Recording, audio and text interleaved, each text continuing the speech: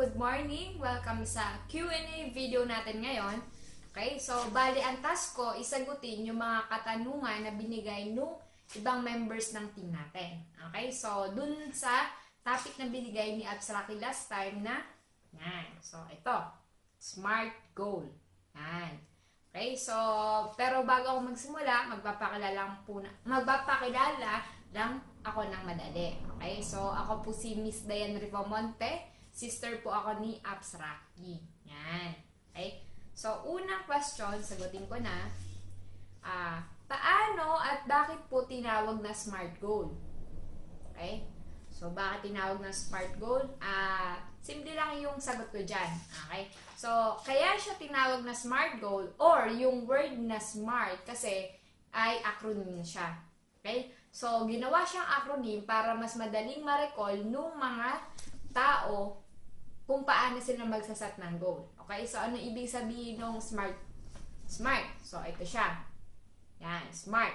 Ang SMART ay, yan. So, specific, measurable, attainable, realistic, and time-bounded.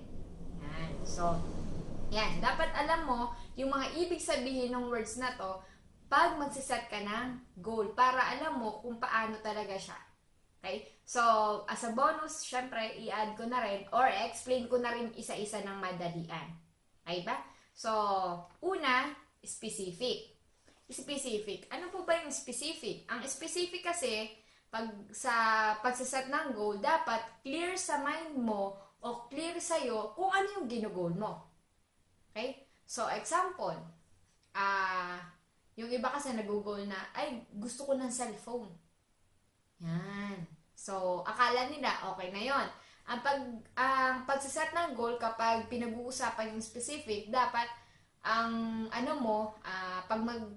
pag gusto mo ng cellphone, gusto ko ng cellphone. Ano yung klase ng cellphone? Smartphone ba? Ano yung size niya?